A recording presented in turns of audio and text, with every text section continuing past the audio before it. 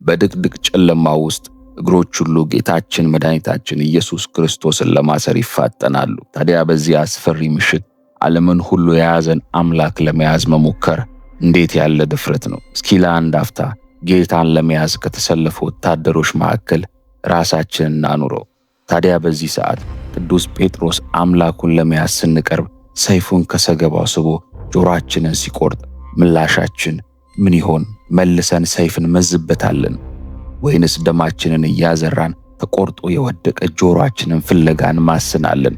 ደግሞም አለፍ ብለን አስረን ልንወስደው የመጣ ነው ስለ ሕመማችን ጠይቆ ሕመም ሳይጨምርብን እንዲሁም የወደቀውን ጆሮ ማንሳት ሳይጠበቅበት ጆሮአችንን እንደቀደመው ቢመልስልን ምላሻችን ምን ይሆን? ስለተደረገልን ነገር አመስግነን አካሄዳችንን እናስተካክላለን ወይንስ በቆምንበት እንጸናለን? ይህ በመጽሐፍ ቅዱስ ውስጥ የተከተበ ባለ ታሪክ አስደናቂ ተአምራት ተፈጽሞለት በምላሹ ጌታን አስሮ የወሰደው ማልኮስ ነው።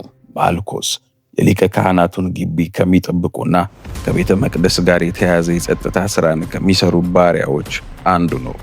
ለኦሪት ሊቀ ካህናት ባሪያ የሆነ ይህ ሰው ሐሙስ ማታ የአዲስ ኪዳኑ ሊቀ ካህን ክርስቶስን አስሮ የማምጣት ግዳጅ ተሰጥቶት በጨለማ ከሰራዊት ጋር መጣ።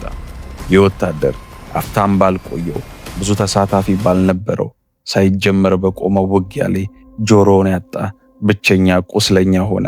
የሚሰማ ጆሮ ያለው ይስማ የምትል ወንጌልን እንዲያስተምር ለ3 ዓመት የሰለጠነው ሰባኪ ጴጥሮስ የዚህን ወታደር የሚሰማ ጆሮ ቆርጦ ጣለበት። እንደ ጥፍርና እንደ ጠጉር ተቆርጦ ሊበቅል የማይችል ጆሮውን ቆርጦ ሲጥለውም ሲጠሩት አቤት ማለት የሚጠይቀውን የሊቀ ካህናት ግቢ ስራውንም አደጋ ላይ ጣለበት።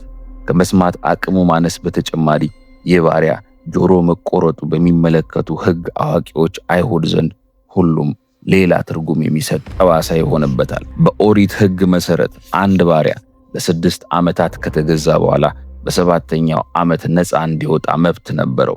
ይህ ባሪያ ነፃ መውጫው ጊዜ ደርሶ ነፃ ላውጣህ ብሎ ጌታው ሊያሰናብተው በተነሳ ጊዜ የጌታዬ ቤት ኑሮ ተስማምቶኛል፣ ነፃ መውጣት አልፈልግም ብሎ በባርነቱ መቀጠል ከፈለገ ጆሮን ተርትሮ ወይም በስቶ የዘላለም ባሪያ እንዲያደርገው ሕጉ ያዝ ነበረ።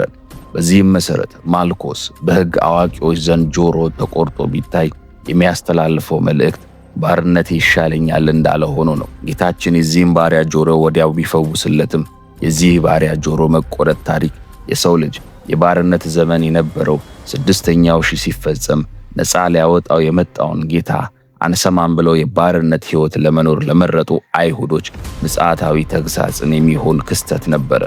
3ቱ ወንጌላውያን የጆሮውን መቆረጥ ብቻ ሲጽፉ፣ ሐኪሙ ሉቃስ ግን በሕክምና ጥበብ ጨርሶ የማይታሰበውን ድንቅ ሥራ አይቶ ሳያልፍ ጆሮውን በመዳሰስ ብቻ ፈወሰው ብሎ ጽፎልናል። ሰውን እንደ ሸክላ ሰሪ ከአፈር የፈጠረ እግዚአብሔር ወልድ የዕውሩን ዓይን ከጭቃ ለውሶ ታጠብና እያለው ሁሉን ቻይ ክርስቶስ የሸክላውን ጆሮ ድንገት ቢቆረጥ በአምላካዊ እጁ ዳግመኛ ጆሮ ሰጠው። እዚህ ላይ ያለው ሌላ ድንቅ ነገር በወንጌሉ ላይ ጌታ የወደቀውን የማልኮሱን ጆሮ በጨለማ በጌቴሴማኒ አትክልት ስፍራ መሬት ላይ ፈልጎ አነሳ የሚል ነገር አለመጻፉ ነው። ኦርቶዶክሳውያን አበው እንዳስተዋሉት ጌታ ለዚህ ወታደር በተአምራት ሌላ አዲስ ጆሮ ሰጠው እንጂ የተቆረጠውን ጆሮ አንስቶ አልገጠመለትም። ለነገሩ ምን ያደርግለታል? በሊቀ ካህናቱ ግቢ ስንት የደባና የተንኮል ወሬ ሲሰማበት የኖረበት የቆሸሸ ጆሮ ምን ያደርግለታል? በአምላክ እጅ የተዳሰሰ አዲስ ጆሮ አይሻለውም ትላላችሁ?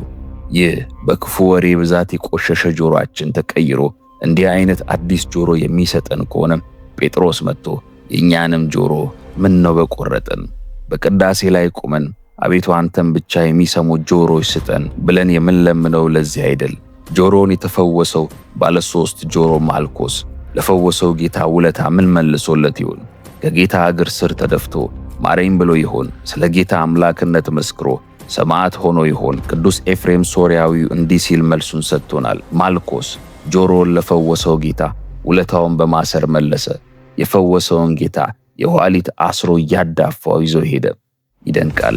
በተደረገለት ተአምር እንኳን ደንግጦ ወደ ቤቱ አልተመለሰም። ይቆየን።